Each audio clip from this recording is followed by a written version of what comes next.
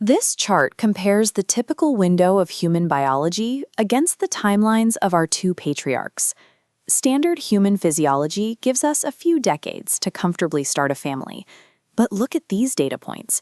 Abraham is 100 years old, and Sarah is 90. Their biological capacity to reproduce expired decades ago. We can trace the tension of this timeline even further back. 25 years earlier, when Abraham was 75, a divine promise was made that he would have an heir. For a quarter of a century, they have waited for that specific promise to materialize, watching their physical capability to fulfill it slowly disappear. Right at the edge of this timeline, the narrative takes a detour. Abraham moves his camp south, settling in a Philistine city called Gerar. It presents a precarious human hurdle right before the finish line. Entering a strange territory, survival instincts take over. Terrified that the local men will kill him to take his wife, Abraham asks Sarah to hide her true identity and claim she is only his sister. King Abimelech then takes her into his royal household. This deception leads to a crisis. God strikes Abimelech's household with an affliction that prevents childbirth.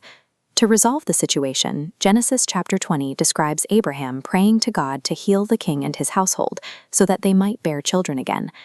Consider the irony of that moment. Here is an old man whose own wife has endured 90 years of barrenness, asking God to open the wombs of a foreign king's family. Abimelech's household is healed instantly, while Sarah's tent remains empty. The patriarch's own fear almost derailed his lineage. That brief, anxious detour in Gerar shows how human frailty nearly broke a 25-year promise just moments before it was supposed to be realized. And then the decades-long barrier breaks. Genesis chapter 21, verse 1 describes God taking note of Sarah, doing exactly what was spoken. Against all biological odds, she conceives. Sarah gives birth to a son in her old age, arriving precisely at the time the divine timeline predicted. Abraham names the boy Isaac. In Hebrew, the name is Yitzhak, derived from the root word for laughter. It describes the physical and emotional release the birth brings to the camp. Sarah's reaction is recorded in the text. God has made laughter for me, and everyone who hears will laugh with me. For nearly a century, she lived under the social stigma of barrenness. With the birth of this child, that shame is gone. The introduction of laughter changes the tone of the camp. The dread of a dying lineage is replaced by a physical, audible joy that spreads to everyone who hears the news. This generational promise concludes with a sound previously unthinkable in Sarah's tent, two elderly parents laughing at the impossible. The celebration peaks a few years later. On the day Isaac is weaned, Abraham throws a feast for the camp to honor his heir's survival past infancy. During the festivities, a new conflict begins. Sarah observes Ishmael, the teenage son of her Egyptian maidservant Hagar, interacting with Isaac. The Hebrew text describes him matzakik, playing, but in a way that Sarah interprets as a threat to her son's status. Until Isaac's arrival, Ishmael was Abraham's only son and presumed heir. The birth of a legitimate child disrupts that established hierarchy, creating immediate tension over who will inherit the leadership and wealth of the camp. Seeing Ishmael near her son triggers a fierce response. Sarah demands the permanent expulsion of both Hagar and Ishmael, insisting that the servant's son will not share an inheritance with Isaac. The long-awaited child did not bring domestic peace.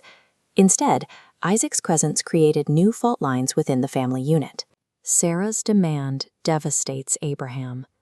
Ishmael is his firstborn son, a boy he has raised for 13 years. Sending him and his mother into the wasteland causes the patriarch immense grief. A divine instruction breaks the stalemate. God tells Abraham to listen to Sarah and follow her intuition, confirming that the lineage will run through Isaac, while also promising to make a nation out of Ishmael.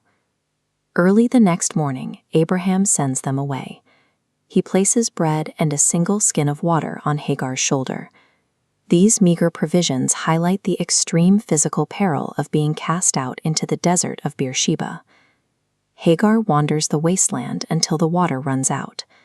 In desperation, she places the boy under a bush and walks away, unable to watch him die.